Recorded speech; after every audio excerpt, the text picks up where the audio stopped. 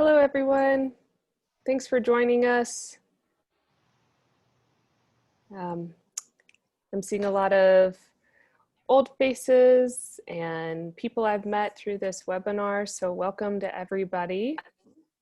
And I'm just going to go through the little nitty-gritty. That's kind of my job of bringing you to Zoom. I know most of you have used it, so just consider it like flying, where you kind of tune out the air. The person that's giving the directions for how to evacuate the plane, or also listen to me. I'd appreciate that too. But there are a couple things that I do want you to tune into, and I'll state those very clearly. But first, my name is Adrienne Rosenberg, and I am working with Jan-Willem, who's giving our presentation today on the Soil Health Final Webinar. And we're really excited to have you here.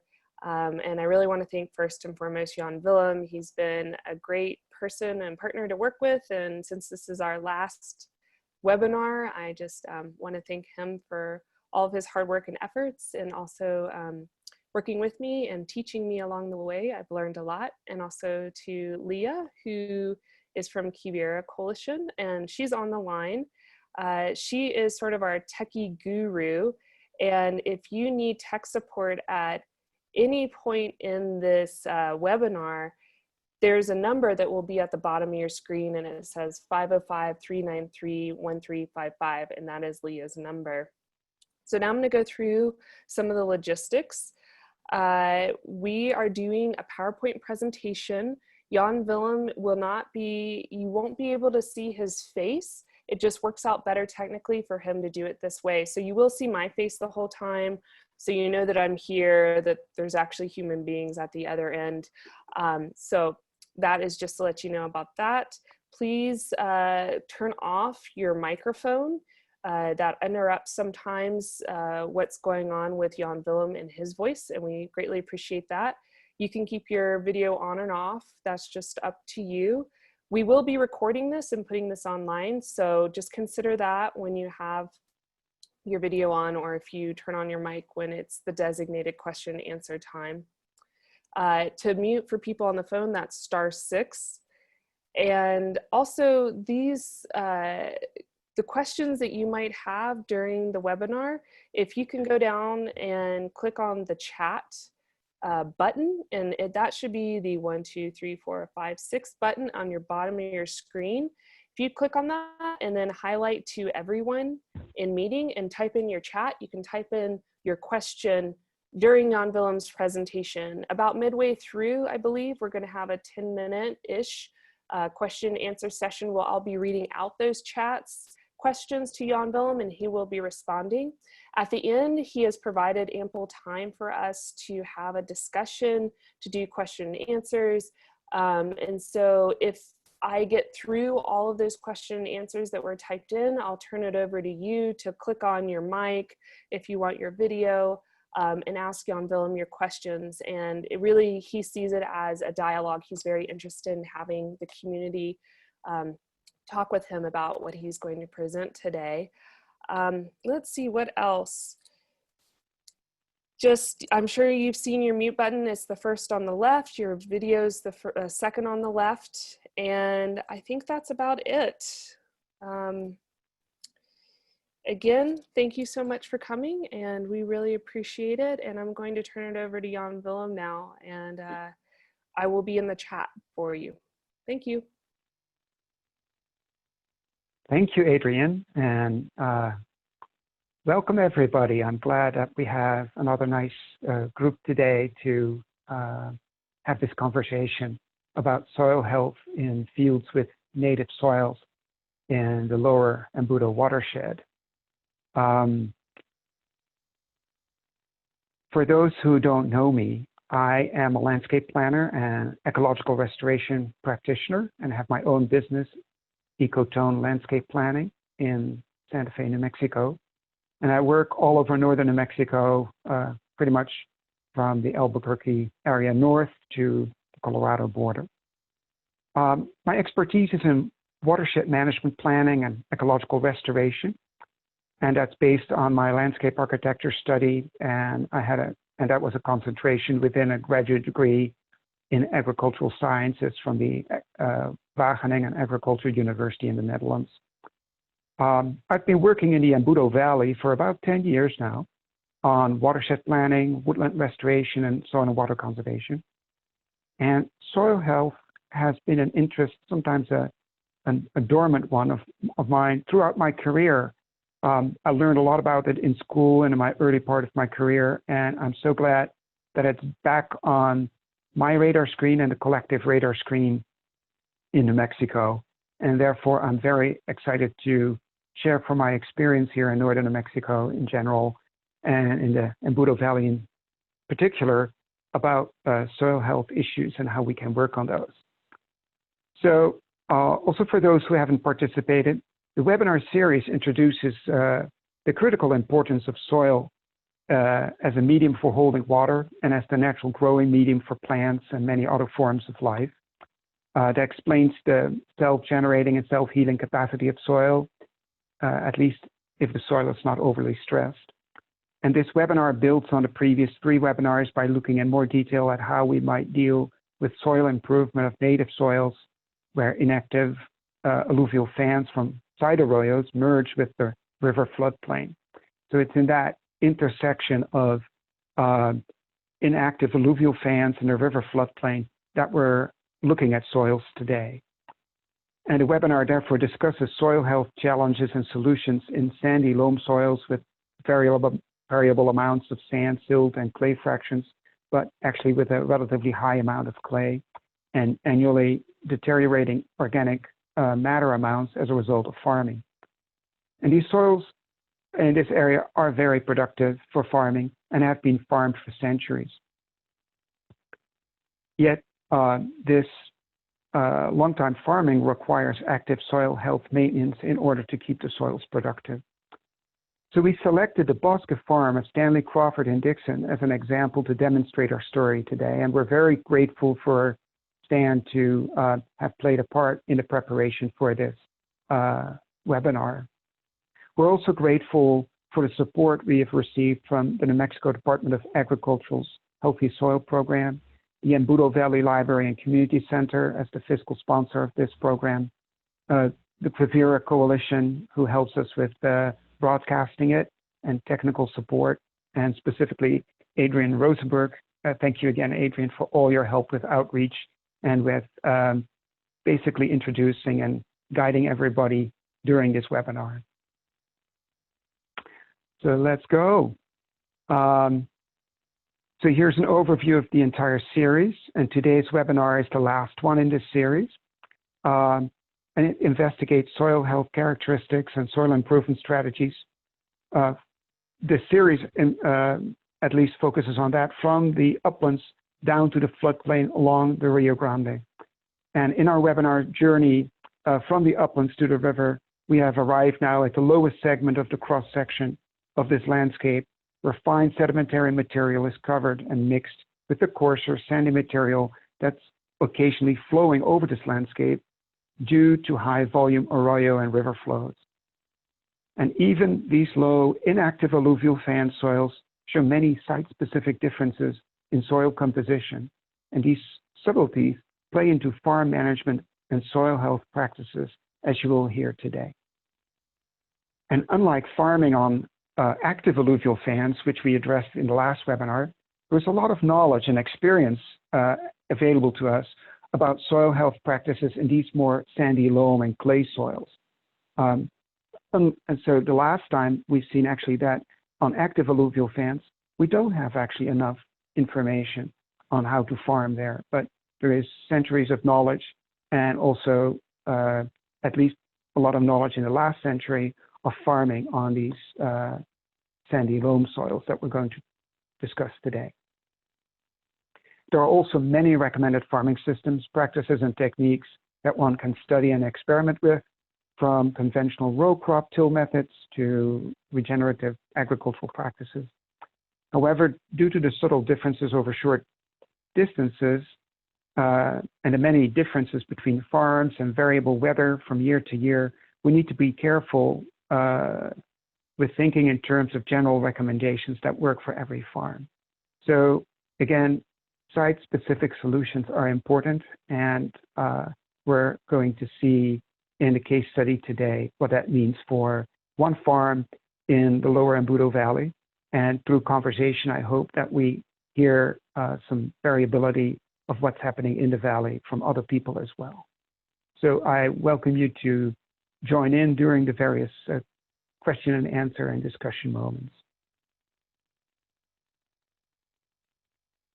So in this webinar, I'll show where we are in our focus area of the Embudo Valley by showing a map again pretty soon, and zoom in on our case study area along the Rio Embudo, which is characterized by sandy loam and clay soils. And then we'll hear from Stan Crawford about this farming landscape and what the soil characteristics are and how he developed his farm. And we'll hear about challenges and choices that were made and ways of making it work in this landscape. And then I'll talk about the 5 soil health principles and how they apply to this landscape and what limitations and opportunities this landscape presents in relation to the 5 principles. We'll review the limiting factors of the native alluvial sandy loam soils that are heavily farmed, and what farm development options and farmer needs we need to consider to make it work in the phase of our changing times. And this will bring us to an overview of the lessons learned and a review of how the Embudo Valley landscape is connected from place to place. And then we will end with a Q&A session and some discussion. And I want to emphasize again that I can only share insights from my perspective as an ecological planner. I'm not a farmer, and I don't own land in the Embudo Valley. So to overcome this, I reached out to Stan Crawford and asked him to team up with us and share from his farming insights and experiences. And again, I'm very grateful for Stan and his contribution to this webinar. So if you're listening in, Stan, thank you very much. And as I said, I realized that there are many other experiences out there, and I've kept this last webinar presentation rather short so that we have time for dialogue at the end. So let's now look at the focus area. It's the same map for those who have seen the previous series, but now our focus area is slightly in a different location. It's here just northwest of Highway 75 to Taos. And for those who are not familiar with this map, it is pretty much the lower Embudo Valley, just west of Picoris, and you see this blue line in the top left corner of the map. That is the Rio Grande, and then the diagonal blue line is the river, the Rio Embudo, flowing down toward the Rio Grande. And the hatched blue area in the center along the river is the irrigated area, with in blue-greenish color the various ditches, the acequias of the Dixon Embudo area. There are about 10 of them. And then for orientation, also the roads. And Dixon is a couple of miles just west of our focus area for today.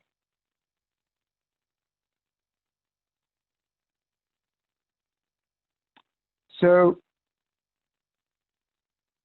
many of you may have seen this map or this cross-section graph. And I won't go into the details again, but what I want to show is how actually we're having descended, you could say, from the upland area to the lower area along the river that has the native clay and loam soils.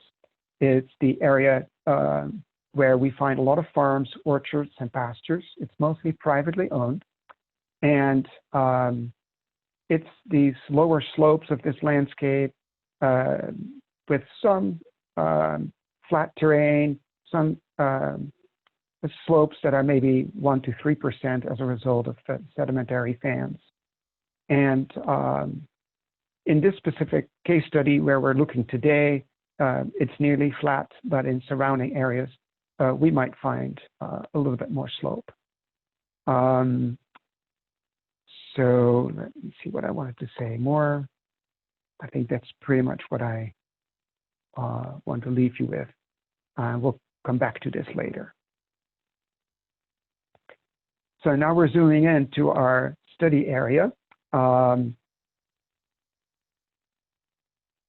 I've chosen an area for today that's not influenced by large arroyo systems like the green arroyo that you see here to the left of our study area. This arroyo has a lot of sediment and has a more active alluvial fan.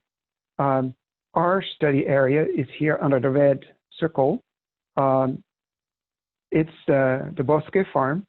The property is about 2.5 acres and has a contributing watershed of a little more than an acre, 1.15 acres, I figured out on Google Earth. Flooding of the farm only takes place when the acequia above it overflows from gully washers upstream. Let me see if I can, with a laser pointer, show you where the acequia is. I need to start here at the upstream part so you can see here how the acequia flows through the landscape. And here on the lower end is the Rio Embudo. And then the farm area is here. And it only has this little watershed and it hardly ever overtops, I believe. So if these side drainages here overtop, then maybe sometimes the acequia might overflow, but it is a rare occasion, I think, when that happens.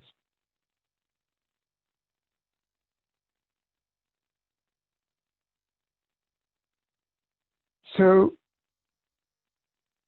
our focus area is an inactive alluvial fan. That means in general that it's a pretty stable area. It has very few arroyo flow dynamics. There is maybe some annual flooding and sedimentation in the river floodplain, but in this case, it hardly affects the farm. The soil is a crisscross of layered sediment, although because of the farming over so many decades and probably hundreds of years, the soil is pretty well mixed. It consists of fine sediment from fine sand to clay, and there is even finer sediment in depressions. The area near the river is more sandy, and the area uphill, actually towards the arroyo, acequia, is more clay. And that is because the river, from time to time, has deposited more sand in that lower area. And whatever flows down also carries that material with it and deposits it on the lower part of the farm. Organic matter distribution is determined by local plants and crops, and not so much by whatever overflows this farm, because it hardly ever overflows. And these conditions offer prime farmland, and that's also why it's been farmed for a long time. The area, particularly this lower inactive alluvial fan area, has the Josity Gilco soil complex, according to the Web Soil Survey. And it's pretty much sheltered from uphill sedimentation as a result of the acequia that flows at the top of the property. The depth to restrictive features or to groundwater is more than 80 inches according to the Web Soil Survey. And the soil profile is listed here of about a foot of sandy loam, then a little less than a foot of fine sandy loam, then clay loam, and then sandy loam back down to about 60 inches deep. The infiltration is pretty low, but with good farm practices, that can be improved, and that leads then to a pretty good farming soil.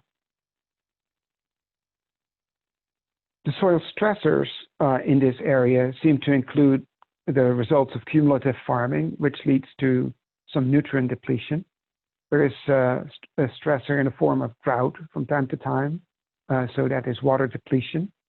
And some tilling, although minimal, and we'll hear about that, which might disturb the microbiome in the soil. And there's, of course, exposure to atmospheric impacts, especially during drought years, as a result of a periodic lack of cover. Other limitations that these soils might have is that there may be somewhat alkaline, and that is related to some sort of shortage in organic matter. The periodic flooding or the lack thereof, depending on how you look at it. And if it had flooding, then you could have some mineral disturbance regimes that in some cases might be beneficial. There isn't on this farm particularly, but on many other farms, I think also a limited animal involvement. And we'll get back to that because animal disturbance and animal inputs could be beneficial to enrich these soils. There's also on these particular farms a permanent perennial plant or tree shrub cover limitation, you could say. Although this farm has a lot of surrounding perennial plants, the row crops themselves are only biennial. So that leads us then to figure out what our expectations might be regarding the healthy soil principles. Well, in terms of cover, maybe part of the year on most of the fields, but depending on water. Minimal disturbance and minimal external inputs, some, but as best as possible at least. Biodiversity, perhaps variable to actually pretty good because of the acequia and the proximity to the river. Living roots, probably a decent amount, and we'll see more about that. And animal involvement that will be discovered as we go through the webinar as well. So let's take a look. So the Bosque farm is about 2.5 acres within this red rectangle that I put on the map. The fields cover a little less than 2 acres, and it's irrigated with water from the Acequia del Bosque on the right-hand side here. And the Rio Embudo flows at the bottom southern end of the farm on the left-hand side of the map.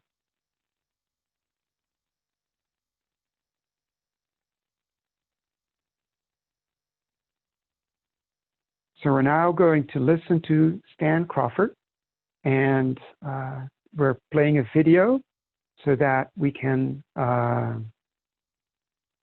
hear from his own words what he has to say. I hope that the video comes through all right. Stan Crawford, I work on my farm north of New Mexico, in the valley, in the Bosque, in the valley, about a mile and a half downtown, where I go and plant it, flower, and do that. And after they come out, I go and squash.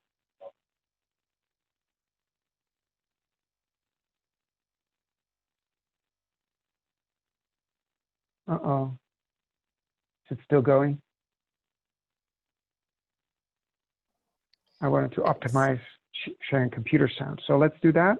There we go. Butternut squash and acorn squash. The garlic I plant and shallots I plant in October, November, even early December if it's a warm winter. So that comes out starting in late May, early June, again, depending on. I want to stop here. Is the sound double? Do we hear an echo, or is it a singular sound? I hear a singular sound, I believe. If anybody else hears differently, please chime in. I hear double. Okay, then I'll continue. I hear a little bit of You a hear double, double? so if you just mute yourself, I think it'll be okay, Jan-Willem, and then unmute yourself when the video's done. Should work. Okay, let's do it this way maybe.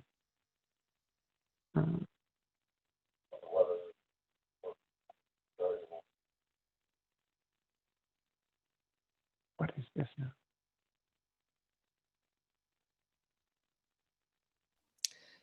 So we don't hear him anymore, Jan-Willem.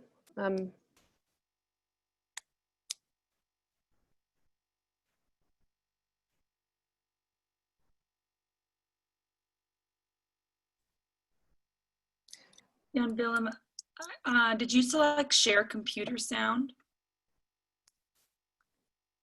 And you're muted, so if you're responding to me, I can't hear you.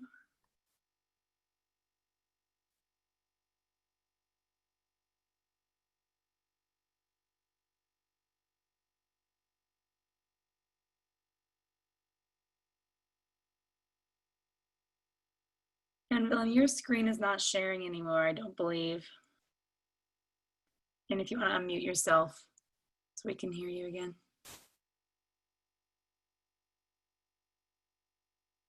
I'm going to unmute you for you, FYI. Oops.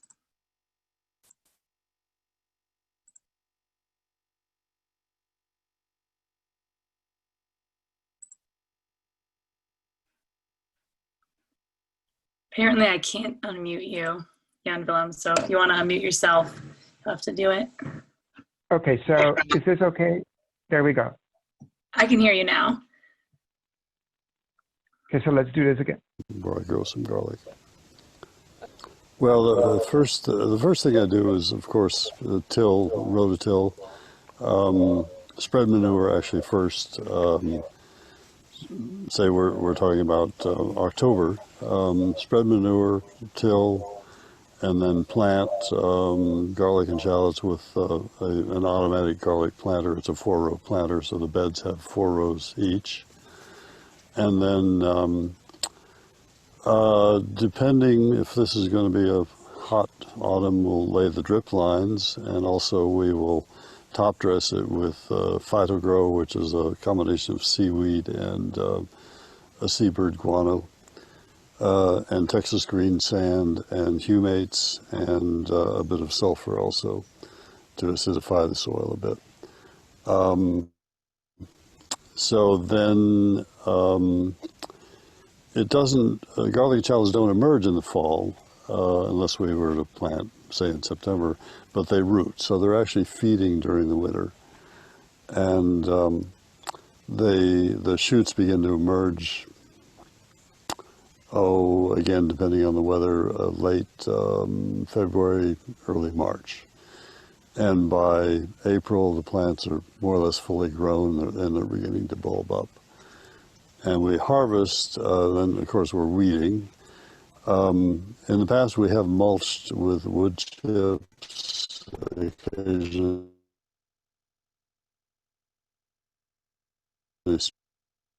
straw, but I can't remember why I didn't mulch this year. There was some reason, maybe having to do with harvest, with the undercutting discs not fouling. So we weed. We try to keep the weeds down, because if we don't, the undercutting discs will foul up very easily. So we begin harvesting, say, in early June, and we're finished harvesting by shallots come out first or second week in August. So we're done then. But after about the 20th or a little later in June, we can't plant squash. There isn't quite enough time, but we can plant greens, radishes, carrots, turnips, things like that. We have sandy loam. I don't think it's terribly deep, maybe 12 inches to 18 inches. It's alluvial. We're in a floodplain, basically. The soil actually varies enough that I can tell as I'm planting or harvesting. There's subtle differences in the drag of the equipment, for example. It's heavier up here toward where I'm sitting, and sandier toward the river. We till after we harvest to get rid of the rest of the weeds, and we then till under the manure. So yeah, we are working the soil. But the soil profile isn't disturbed that much, because the tiller only goes 8 inches at most. We water through drip irrigation from the acequia, and when the acequia is down, we use our well, which we're having to do now because we haven't seen water in 2 or 3 weeks. And we're having a hot summer, so that we need to water actually every day. Okay, I hope that came through more or less. If you have any questions, we will soon have an opportunity to do that. So I asked Dan about the 5 soil health principles, which are keeping soil covered, minimizing soil disturbance and external inputs, maximizing biodiversity, maintaining a living root, and integrating animals into land management. And this led to a fascinating conversation of the gradual process of experimentation and adaptation over time in developing the farm and in response to challenges one faces in such a process. And in our conversation, Stan wholeheartedly supported the value of each of those 5 principles, but also pointed out that there are some real-world obstacles of implementing and living by them. So let's look at those. For soil cover, the purpose of soil cover includes mainly that it helps prevent erosion, it stabilizes the soil temperature, it suppresses weeds to a certain extent, and slowly over time adds organic matter to the soil, like Stan also mentioned. And this can be done by mulching and by planting cover crops on these type of soils. So, but there are some challenges here. And these challenges include that mulching is very time consuming and mulch is expensive.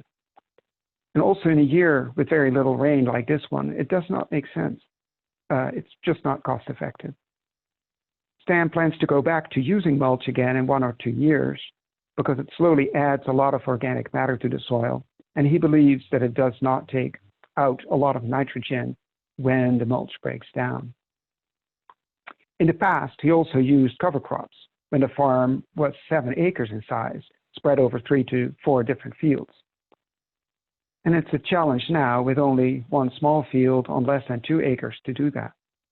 And also in dry years, cover crops don't just germinate well. And in good years, it's an important technique, though, to keep the soil alive.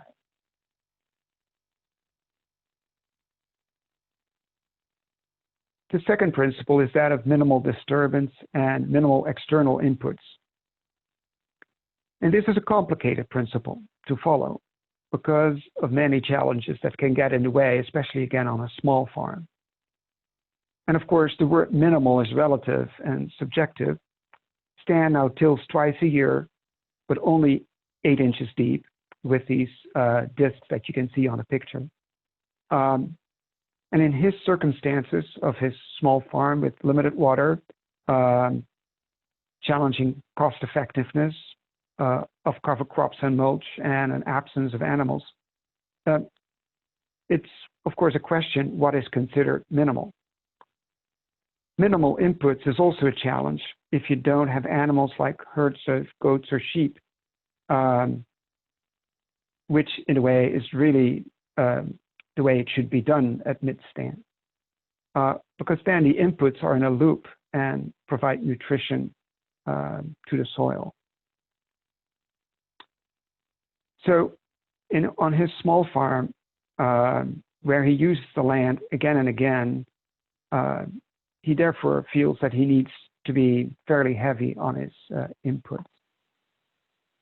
Stan started farming with organic methods about 50 years ago, pretty much following this minimal input principle. At some point, however, he decided to try out chemical fertilizers such as 1620 and urea, and he noticed that after several years, this had negative effects. The soil started drying out, and he saw crusts developing on the soil, and there were signs of salts on the surface.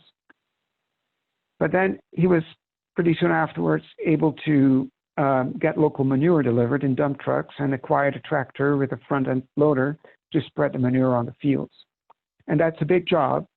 Stan now has a manure spreader, and he mentions that you can also rent a manure spreader from the USDA in Española. So finally, water from the septic system on the farm is pumped in a lined gravel bed with cattails and bulrushes that drains into a pond, and that pond water is pumped out again on areas with grass and trees. So he has various ways then to recycle materials and keep the disturbance in the inputs somewhat to a minimum and use input materials that are produced on the farm to work them into the soil. The third principle is that of maximum biodiversity. Stan's farm has many features that offer biodiversity and habitat for toads, insects, birds, wildlife, and a diversity of native plant species. He has maintained natural buffers, for instance, along his farm's boundaries, developed permanent gardens, flower areas, weedy patches, and a constructed wetland, like I mentioned. And the farm location between the acequia and the Rio Embudo also offer riparian biodiversity aspects to the farm. So pretty much thanks to its location and the maintenance of wild boundary areas, this place is still quite biodiverse. And as Stan puts it, there's a lot going on. So in the picture you can see here to the left, some of the garden areas, top right, the bosque along the river, between the farm and the river. Then central bottom is the acequia, and the bottom right is a grass area in the center of the farm. The fourth principle is that of living roots. The crops on the farm provide for a reasonable root development component. Garlic and shallots are planted in October and not harvested until June, July, which allows for root development over the winter. The soil is only superficially disturbed by hand weeding during that time. Trees, the grassy areas, and rhubarb patches are not disturbed at all and account for at least 30% of the farm and contribute to the farm's root systems and soil biology. Again, here, a shot of the gardens and grassy patches around the house particularly, and a close-up into a soil pit that we dug that shows, if you actually look close up, quite a bit of root material. It's pretty hard to dig because of a lot of roots that came out. So it was encouraging to see that. The fifth principle is that of animal involvement. Stan knows from past experience how important the animal component is. When he first moved to the Embudo Valley, he started his farm with 3 goats, which he kept for 10 years and cherished for the manure they produced. Currently, the farm still keeps chickens for manure and eggs, as well as ducks and geese. And the animals add a lot to the place. However, Stan is aware that even for his small farm, he does not have enough animals to provide for all the nutritional inputs he needs for his crops. So, as you can see, the 5 principles are as best as possible adhered to, and maybe there are opportunities for doing more, and I think Stan is experimenting and working on it all the time to see how the soil health can be optimized. And I know that there are many different farms in the lower Embudo Valley and in northern Mexico at large, and various people have different experiences. So it would be interesting to see whether you're maybe having experiences that you want to share with us here about any of the things you've heard or that we have touched upon or that you feel should be added into the conversation. So what are your thoughts and experiences with farming on native soils? Also, if you're not a farmer, feel free to join in.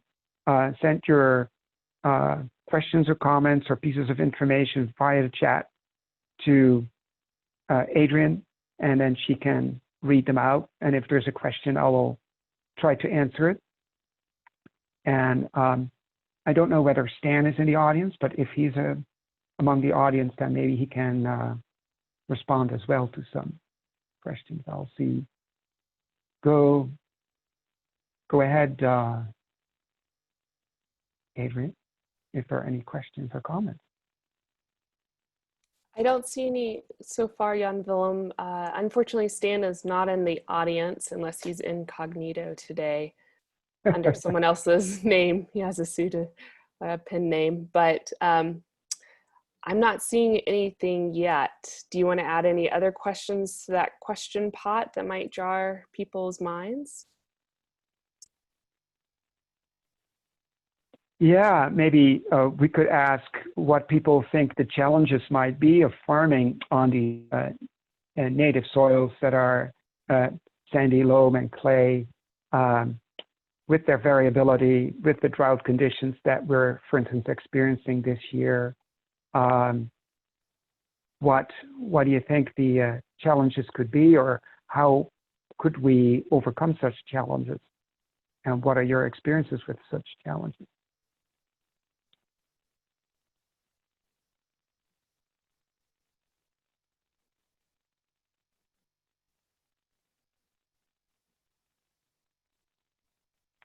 Well, if there are no questions and comments at this time, I'm happy to continue, and then we can hold for the final conversation. I'm getting a slew in. Everyone was typing furiously. So let's see. Robert Templeton said, I could not hear the video on the sequence or fall of planting relative to the mulch and or wood chips. So Jan-Willem, can you address the fall planting relative to the mulch and or wood chips, just brief synopsis?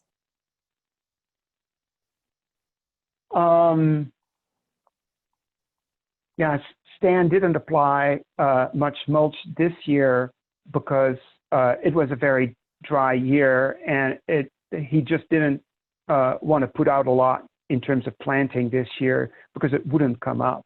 So he actually followed various parts of his land. He had a carrot patch that he actually was turning under because it just didn't come up. And for him, it wasn't not worth it to mulch at all this year. Then there was another problem that he had with mulching the shallots and garlic, and they still have to, they have to still go in October. So I think he's going to mulch it pretty soon. After that, he has planted it in October to cover it up for the winter, and then harvest it in June, July next year. Great. Okay, so the next question is, I'm wondering if any other producers in the area noticed a change in the population of pollinators this season. Well, maybe Adrian, you should respond to that. Yeah, you can probably speak from experience. Yeah, just to let everyone know, I do work with pollinators, either consultations with folks on habitat restoration. I also work with Olivia Carroll, who's a biologist and a native bee expert in North America. And, it really just depends on the area, and it depends on the pollinator species. But also we have to remember that, and I know Jen, and I know that she's very savvy farming, so I don't think this is necessarily a mistake she makes, but we associate pollinators to honeybees, but honeybees are often, they're kind of just one anomaly. They're kept in hives. They have large populations. Where there are hives, either feral or maintained, we can see lots of honeybees, but just because you don't see a honeybee doesn't mean things aren't getting pollinated. And there are several pollinators that match our native and non-native plants throughout the season. So I've heard from people in Dixon a worry. I've been out netting and collecting data on bees this summer, and I don't know all the populations. Olivia could answer that better, but she hasn't remarked anything about a population drop, although that is the trend overall. Yes, that is true. But specifically this year, I'm not so sure. And Jen, we can talk later if you have more questions. Okay, so let's see. I'll give you a couple more, Jan-Willem, and then I know you need to push on, and we'll get everyone else the remainders at the end of the presentation. So don't worry, your question won't be overlooked.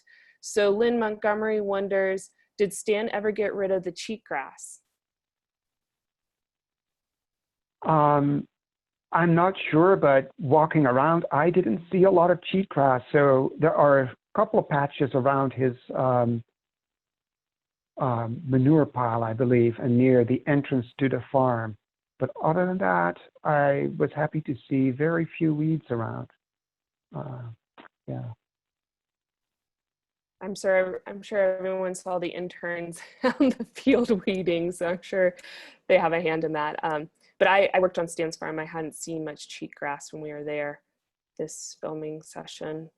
Okay, and one more before we turn to the second half. Shelby Leonard says, our only readily available organic matter to add is leaves, which helps the soil structure, but do not provide many nutrients. Yeah, that is really a problem. And so I have had an interest in the past in figuring out whether maybe in the area or maybe in the lower Embudo Valley, or maybe even in collaboration with other farther away communities, some collective or cooperative composting and manure collection facility could be established for the Dixon area, so that people can actually better share manure from horses and from other animals that are kept.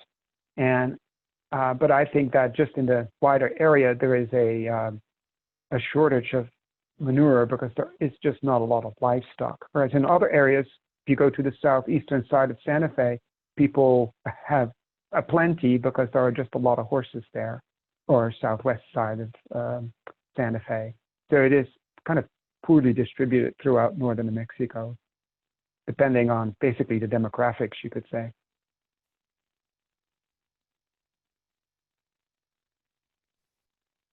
Excellent. Okay, I'll be sure to answer or give these questions to Jan-Willem at the second half, the end of the second half. And just one more note, if everyone could please fill out the survey, we'll send you in the next couple of days after this webinar. We'd greatly appreciate it. It helps Jan-Willem report to the NMDA what's going on. So stay tuned for that. Adrian, thank you. Oh, yes.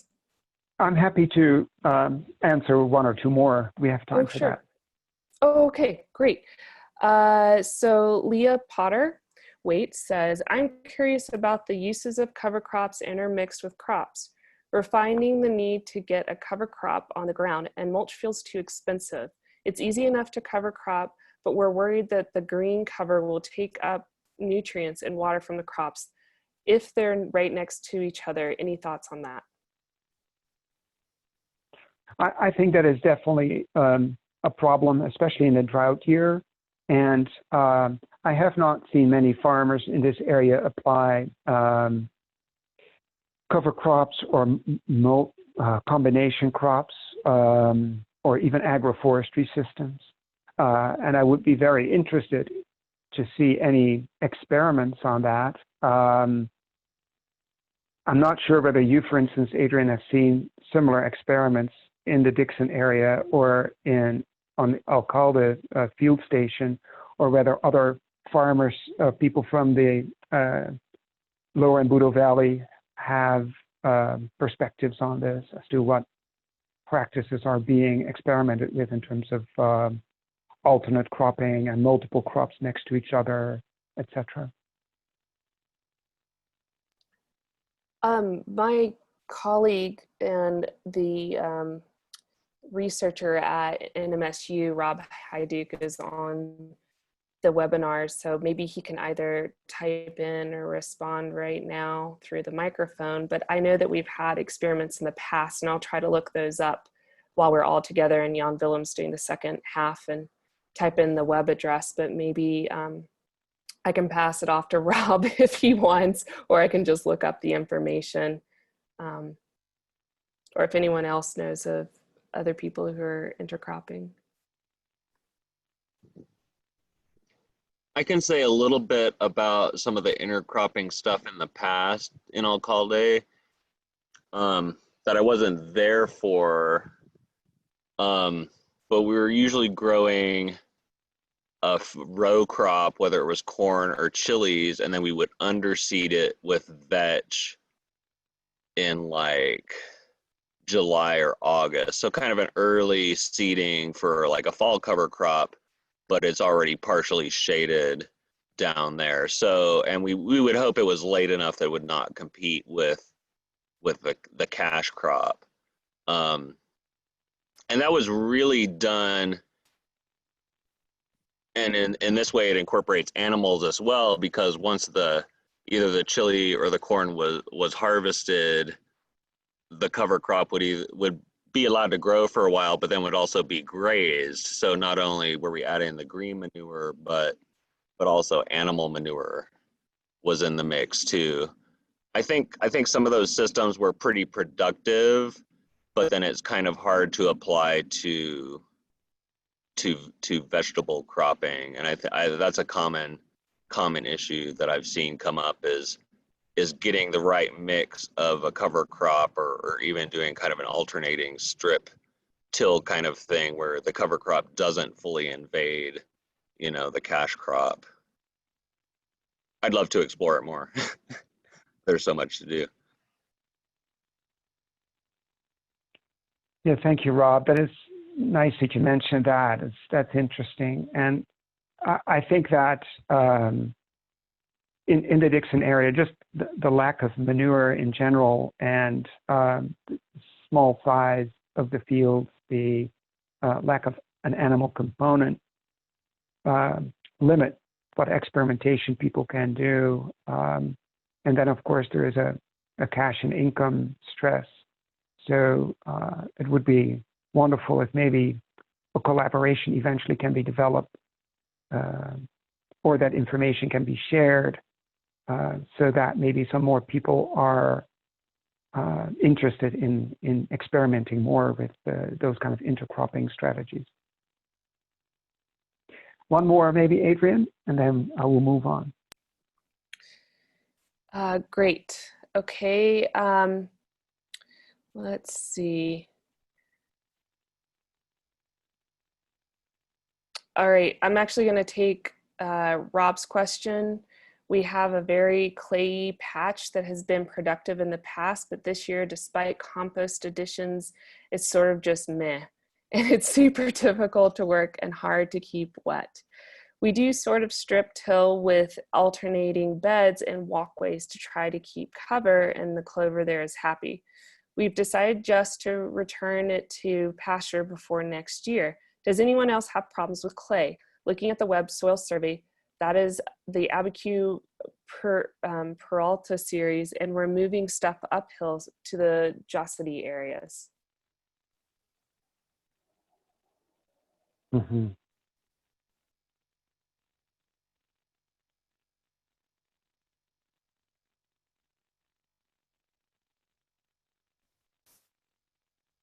Yeah, it would be interesting to hear if anybody has these very tight clays. There are not many of those patches, I think, in the Dixon area, but if people have that, it would be interesting to hear. Maybe there is more of it along the Rio Grande. Not sure. Yeah, he says it was more of a comment that he was putting, but if anyone else has experience with this, he'd appreciate it. Maybe people can unmute themselves or type in. And we can maybe continue the conversation on this towards the end. Well, again, thank you for those comments.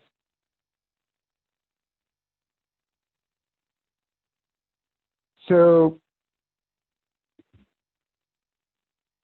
we had conversations about what it takes to make a farm tick, and what the opportunities and limiting factors are. There's a lot needed beyond soil cover and inputs and biological activity, root development, and animal action, those 5 healthy soil principles. And other aspects beyond just soil health include labor, and where you get your labor from, when, how much it costs, crops, choice of crops and markets, technical assistance, inputs, where you get your inputs from, what kind of inputs, location of your farm and a farm size, like we've heard from Stan, then production systems, like how are you actually planting it? How are you producing it? Are you including animals? What kind of animals, etc.? Then issues of limitations and maybe opportunities regarding money and access to capital. Cropping systems, intercropping, not intercropping, seasonal, rotational cropping, etc. Water and water systems, know-how and how you get to know-how and grow your know-how. Then, of course, the soil and values and perspectives. And there's maybe much more, but I just tried to list some critical elements that go into developing a farm around just the issues of soil. And people tend to focus on only a few of these aspects at a time, while actually they all need to be balanced. And each of those provide farmers with limitations or bounty, depending on their background and location, etc. And on each farm and during each year, a different balance between these factors needs to be found, because there will be always one that is more plentiful and another one that you're short. And so let's now hear from Stan again about some key lessons learned that he's willing to share about these kind of issues.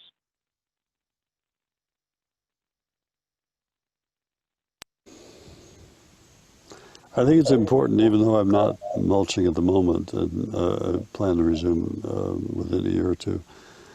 I think mulch is terrifically important. Stabilizing soil temperatures, in part, suppressing weeds to a certain extent, and actually adding organic matter slowly over time. I think that's very important. And also, obtaining where you can, when you can, animal manure from neighboring operations. Well, a local lore has it that you don't want to use muddy water, after a gully washer, but that's when I like to use it. I can flood. Even though I'm on drip, I can flood pretty large areas of the place. And if the ditch is very muddy, I am delighted to add that sediment to my land. During a big downpour some years back, I was afraid the ditch would break, and I opened all the head gates and the whole place flooded. It's hard to be specific about best practices because we're in such a changing environment. What may work one year, the next year you're going to have to redo it somehow. I think that probably what I can advise is simply we're in an era of great and rapid change, and you have to be very observant, and you have to be very resourceful in order to adapt to it. Every piece of land is different. I mean, there's so many differences even within this 2 acres that I think key is just being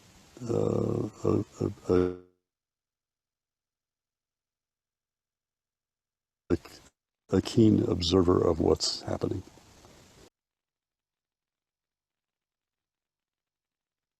All right. I hope that came through more or less. I had some challenges with it, but I'll summarize it here, and we can talk about it in a little bit. So some take-home lessons from our conversations with Stan are that small differences between farms and on a farm itself can lead to big differences in approach between farms and also from year to year. And as we've seen on Stan's farm, that has a lot to do with farm size, farm location, or markets. And because Stan now has fields that he can access in Peñasco, he can do things that he cannot do just on his 2 acres. And he can start combining material that he plans out and then brings over to Penasco.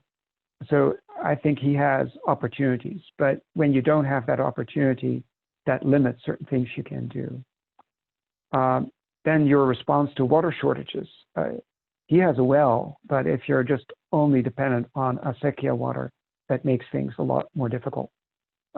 Labor needs are another one. A lot of farms have experienced this year that with the COVID situation, there is not a lot of labor, and you need to be well networked to tap into alternative labor sources if you need it. Access to mulch and manure, we have already heard, can be a real challenge, especially if you don't have animals. And then small soil differences. Little differences between more or less sand or more or less clay or organic matter can make a big difference in your productivity or water, how you need to distribute your water and organic matter on your farm, and what that means in terms of your production. And then the challenges vary from place to place, and they vary from year to year, which is important to keep in mind. So you have to keep moving, keep changing and experimenting and adapting. And like Stan mentioned, we're in a time of major change, climate change. It is not clear what water we might expect next year, or we don't even know within a year whether, if we have a good start, whether it will last through the summer or into the fall. Our economics are not quite clear. So especially for farms that really depend on a cash crop for family support and income, it's a challenge to figure out how to make it all work over time. And then our values in society change if over time or in the local area markets for organic or locally farmed produce increase or decrease, you have to follow what the market wants. Therefore, solutions and best practices are very farm and area specific, and it is very important to continue to adapt. So I've placed those 12 farming factors into this triangle to maybe make sense of them in sense of what is fundamental, what is in the bottom of the pyramid, and what and how it influences decisions that have to be made accordingly.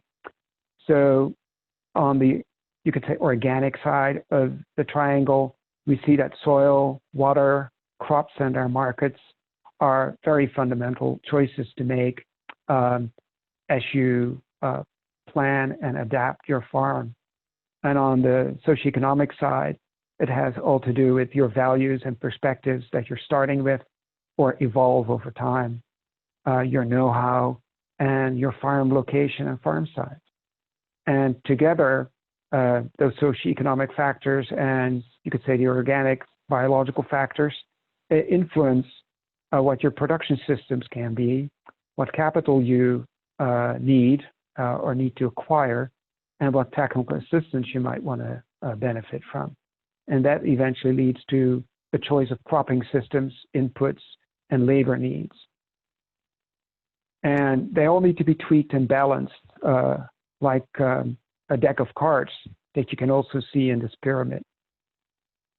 And we have many options to choose from for adaptation responses to these changes that I mentioned.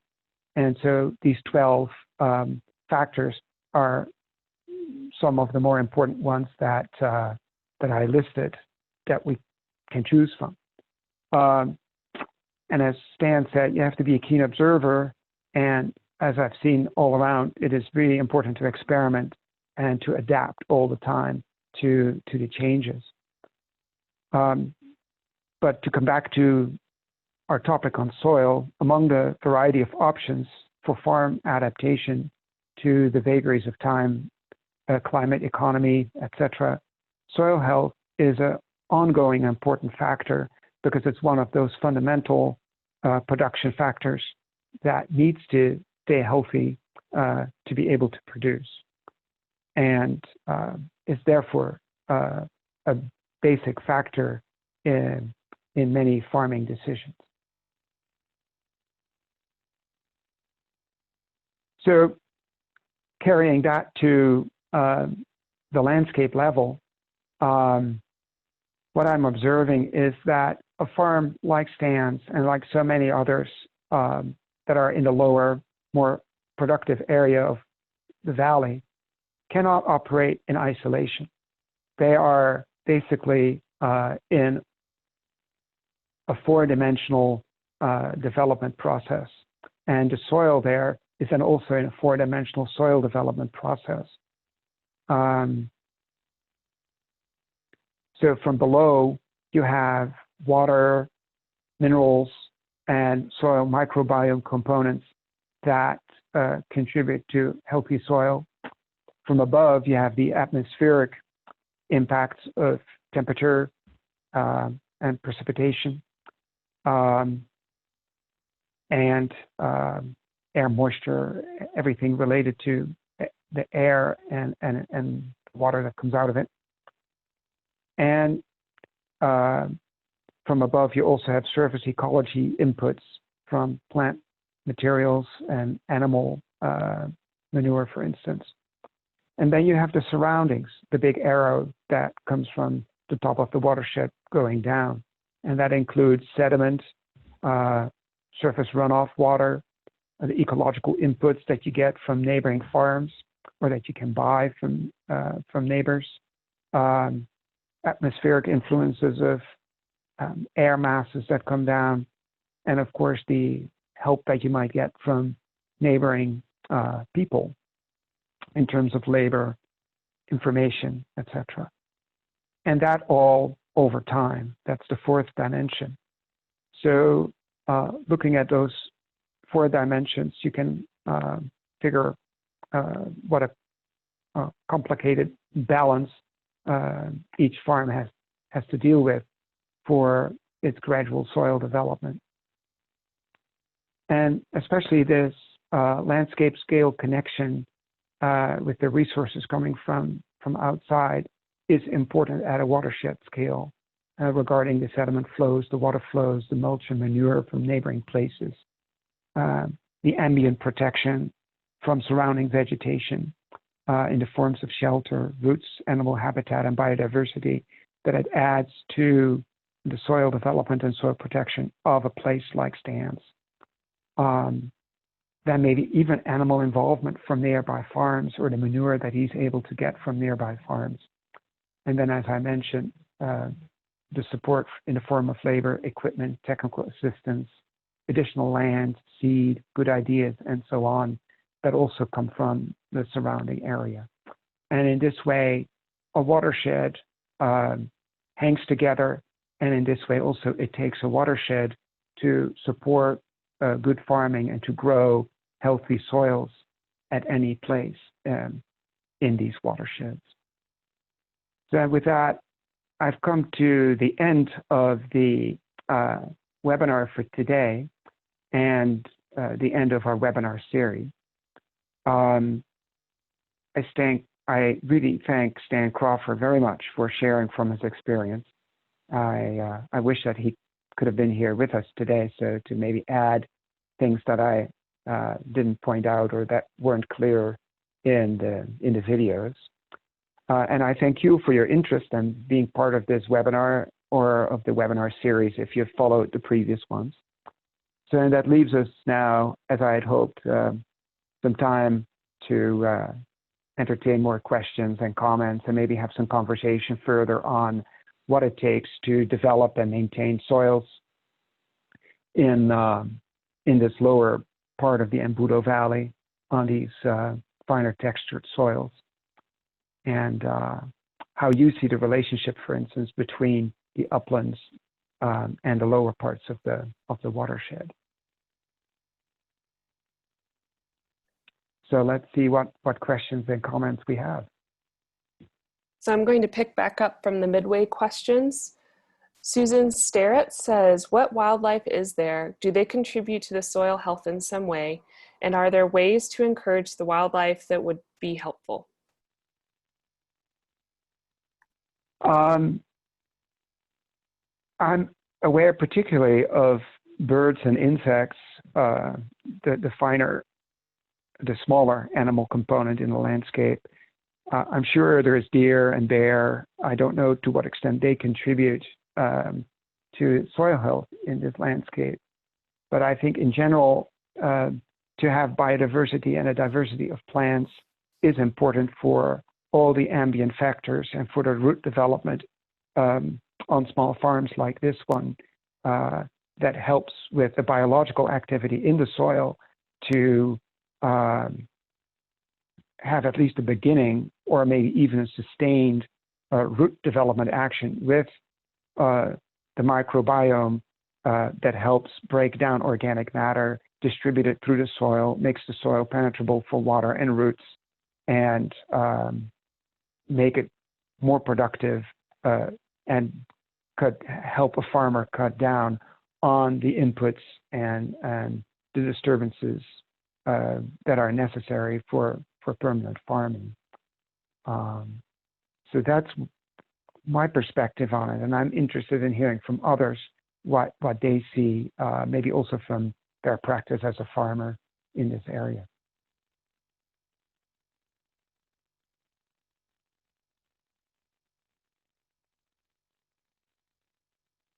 So if others want to chime in, you can either speak up or write a little note, and we can maybe at this point also go on to the next comment.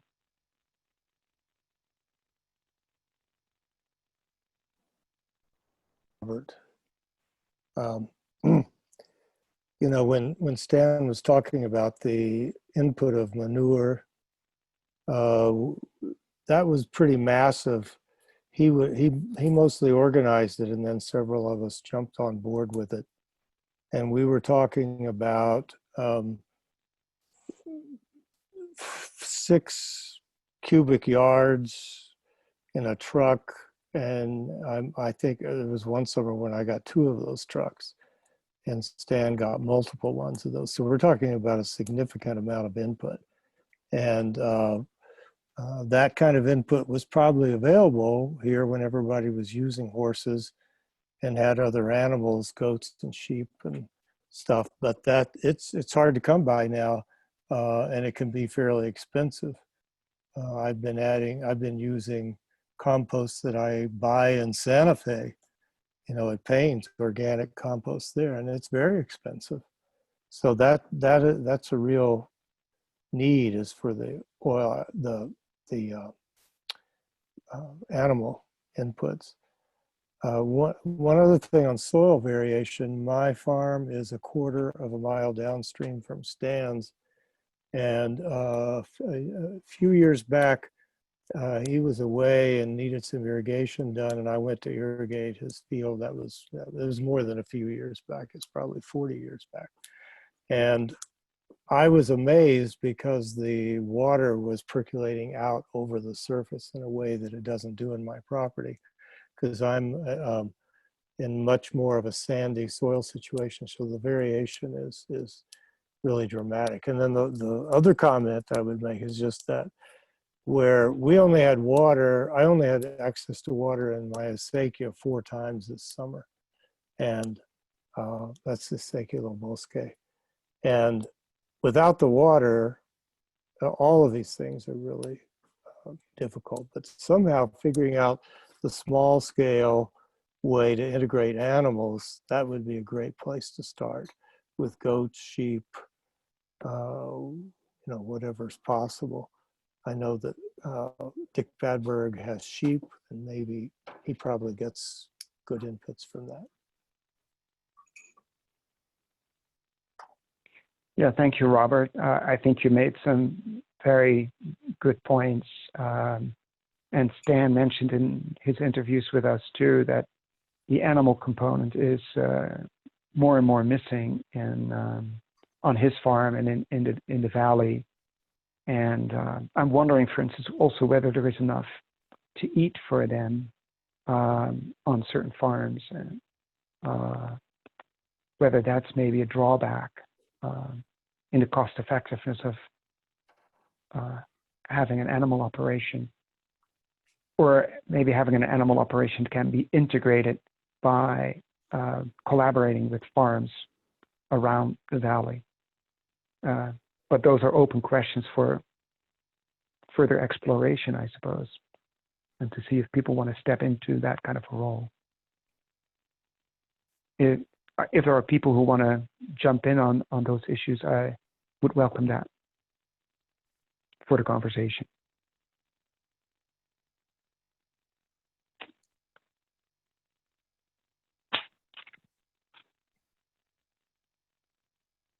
Do you have any other comments, Adrian, or other questions?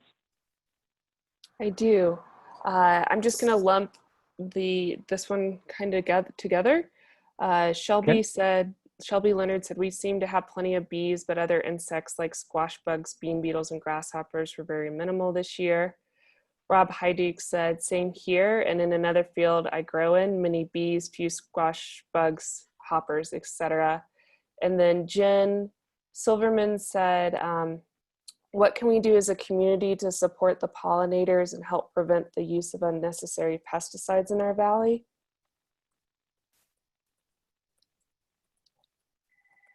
Wow, wonderful.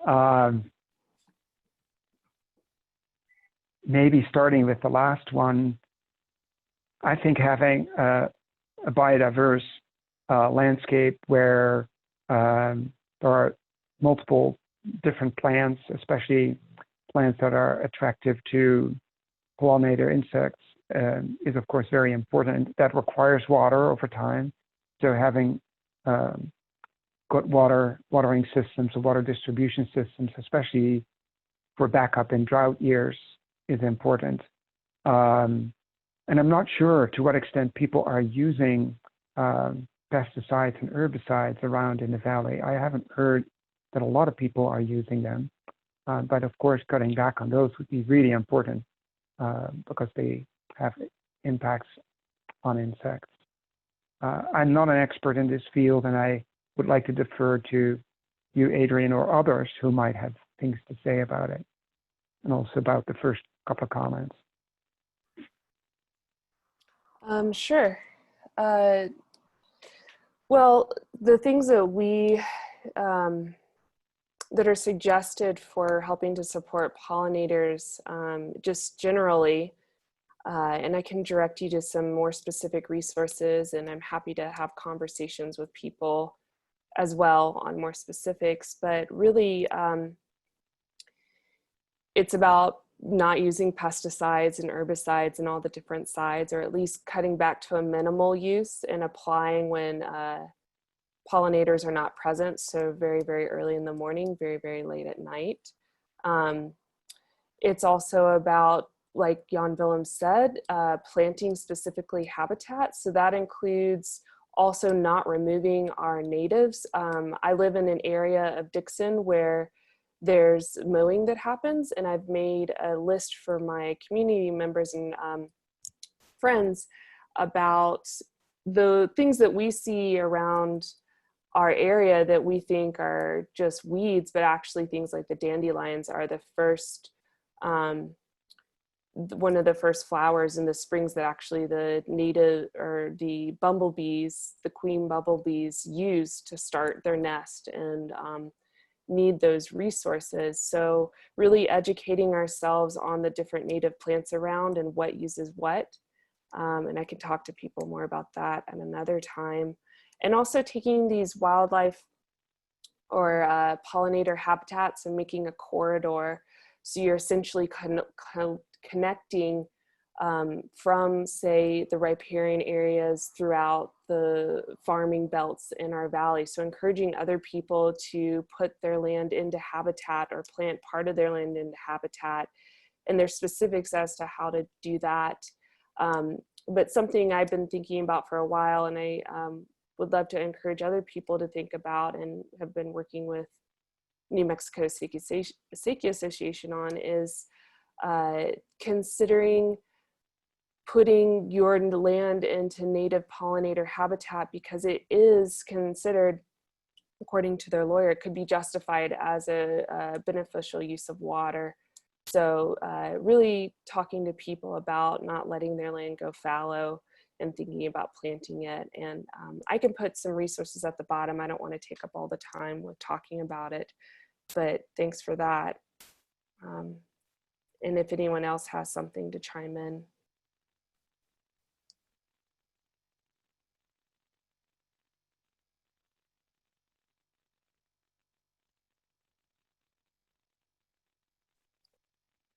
I would just make a brief comment. You know, some of you may be aware that there was a massive bird die-off in the past few weeks, starting around the 20th of August on, and it was migratory insectivores. So they were all mostly migratory birds, and they were all insect eaters, and they were pushed out of their normal areas because of fires in Colorado and also fires in California, forced into the Sonoran Desert.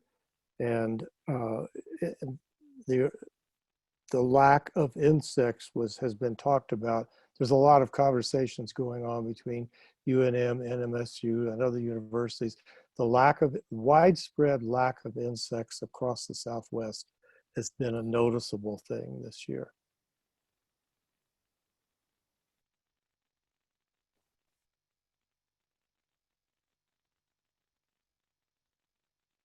So there's a combination, what I hear you say, Robert, of that the birds died because of being moved prematurely from their summer range in California and so on, flying through pretty bad air impacted by fires, and then getting here in an area where we don't have enough insects to feed them, so that they probably are not strong enough to even survive. Is that kind of what we're talking about? Yeah, the stopover areas in Colorado that they would normally stop and feed and build up their body fat, many of them were unavailable. By August 19th, there were more than 170,000 acres burned by wildfires. And then the double whammy came when we got the cold spell, which further reduced the insect population. So you would see flycatchers that normally are sitting on a fence post or a tree and sallying out and grabbing insects in the air. They were down on the ground looking for any kind of bug or anything they could eat. So I think that there's a real from all the conversations I had because of this event, it's clear from hearing of gardeners and whatever around the Southwest, there was a real paucity of insects this year, and probably drought related, as well as who knows what else. Yeah.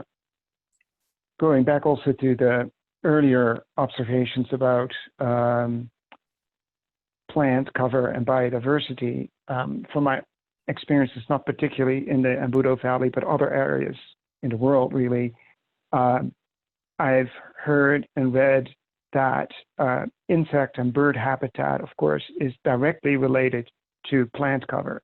And so if we actually are farming in ways that we're creating large open fields, then we're cumulatively reducing habitat and plant diversity, biodiversity in general, as habitat for forage and shelter for insects and birds and many other species of animals. And so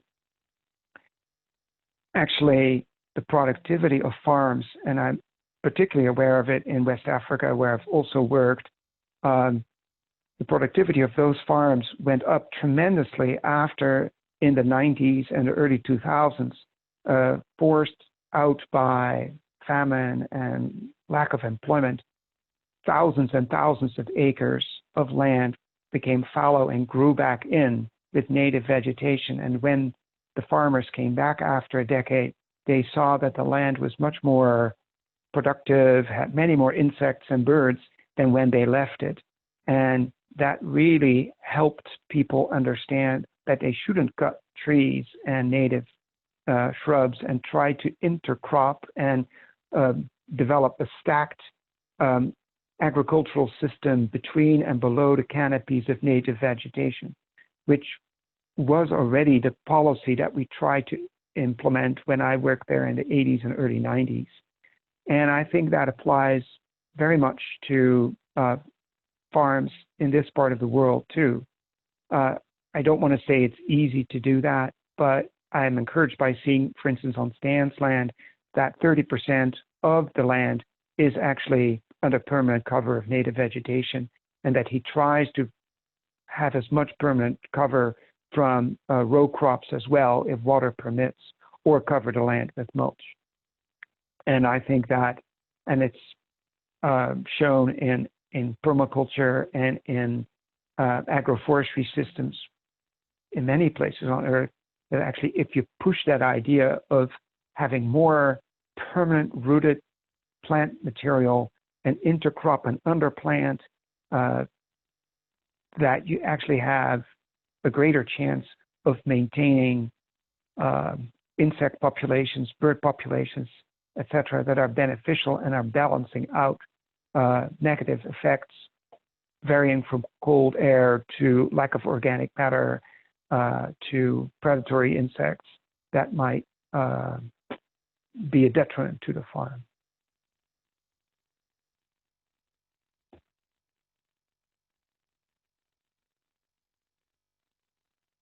What other comments and questions do we have, Adrian? You know, that looks like sort of the end of the comments and questions. There's a lot of resources that Rob provided about intercropping, and I provided some about pesticides and pollinators, as well as how to plant for pollinators in a NRCS and MSU publication that came out about specific native pollinator plants in New Mexico. So I'm going to turn off my mic and maybe people can chime in with just asking questions. That sounds wonderful. And I know that the Healthy Soil Working Group is also looking now at agroforestry in New Mexico, and that there's an agroforestry network. So typing that in under NMSU might be an interesting new resource as well, if people are interested in looking that way. So I welcome any other comments and questions right now.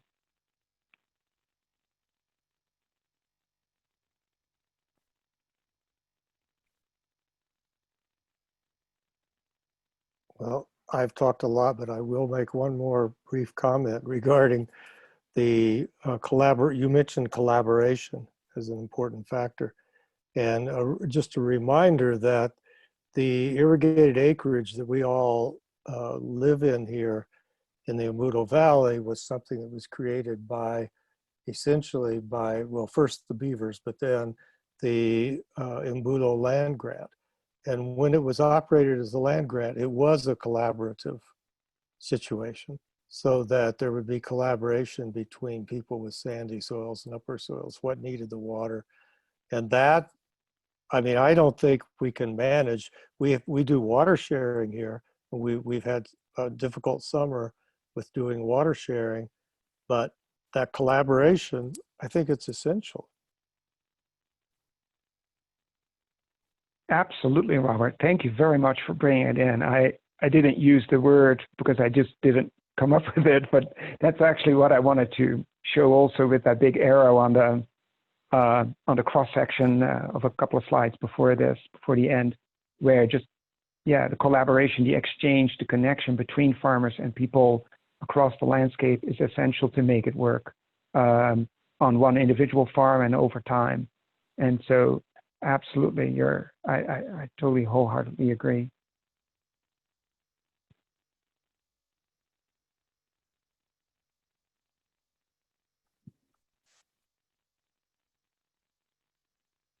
You know, this is Jen Silverman. On that note of collaboration and a shared resource of our watershed and our agrarian lands that we all share, and the concept of land grants, the land grant history, and these shared resources we have, you know, I just like to bring to light that a lot of our crops we do grow in our valley are exported. And I don't really know what that means, except that, you know, I just think that there is a balance to when we export our shared resources in the form of food from a shared resource such as water and land, that just should be a consciousness and an awareness. Just as we should protect our resources, try not to import a lot of imports, try to, you know, have our shared manures. Also, I think we need to look at the export of our food here. So much of it leaves our communities. And so just to focus on that, what that is leaving is our shared resources in a sense. And not that I have anything against it, but I just see it as part of the equation, and just a consciousness that I'm beginning to unravel in my own mind as I think about our scarcity issues and this new climate we find ourselves in. So I just wanted to share that thought. Yeah, thank you, Jen. And I think we're all in, you could say, nested watersheds, small watersheds within larger ones, and also the same way in nested food sheds. And that it definitely needs to be balanced over time so that we find a balance between what food and implicitly resources or nutrients and water that is embodied in the food and energy is being exported, that is then being imported as well in the form of assistance or through the intermediary of money that that can help bring it in and balances it all out. And that, of course, is a huge challenge, and that at a global scale has led us to the globalization problems and challenges with the right distribution of resources and timely distribution. So it can totally get out of whack, and then we are in big trouble. So looking at local balances and local exchanges is very important in that.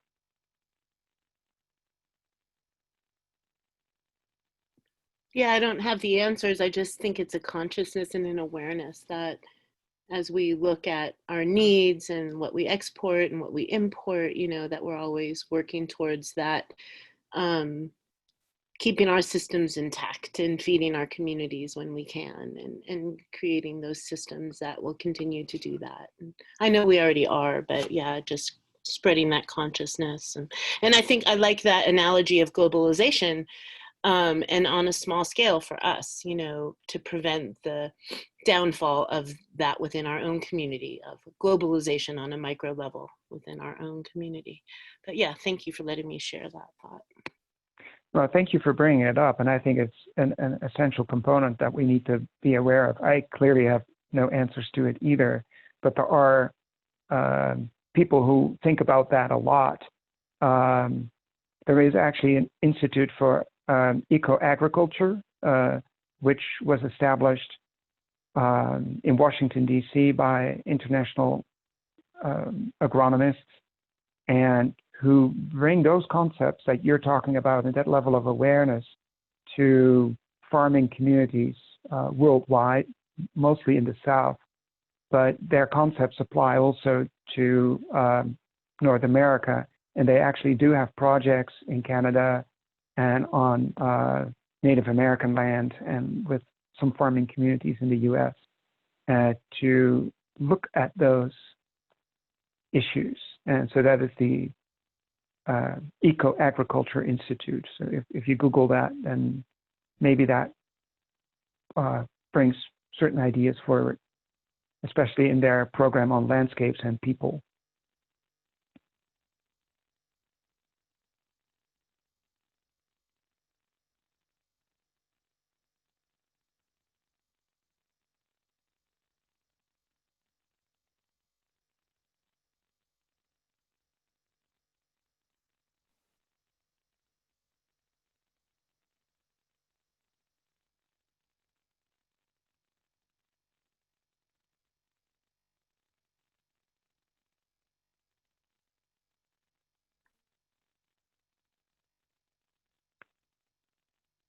Well, maybe we've come to the end of our conversation here. There's clearly a lot to think about, and things will continue. I hope to stay involved in projects and activities in the lower Embudo Valley in various ways, and look forward to meeting everybody who was on this webinar today. Adrian, again, thank you very, very much for facilitating, moderating this webinar and the entire webinar series. And Leah, thank you very much also for your technical backstopping through the Quivira Coalition.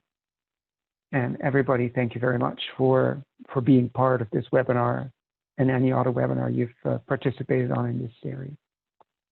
So with that, please look out for the email we're sending you, because we still want to evaluate how these webinars have been going, to continuously learn from it and also report back to the state that provides the funding for this series. And there will be YouTube recordings of this webinar and the others on the Quivira Coalition website. So with that, I hand control back to you, Adrian, to close our webinar for today. Thanks, everyone. Thanks for coming. Thanks for collaborating with us. I know that we have that evaluation we talked about, and that helps us know, as well as Jan-Willem, and report back to NMDA. And I think Jan-Willem is committed to our community, and I foresee in the future, I don't have a crystal ball, but if I did, he'll be sticking around and helping us out with more of the ecological landscape issues that we're looking at that are particular to here. So thanks everyone for coming, and I'm going to end the session now. So we appreciate it, and thanks so much. Thank you.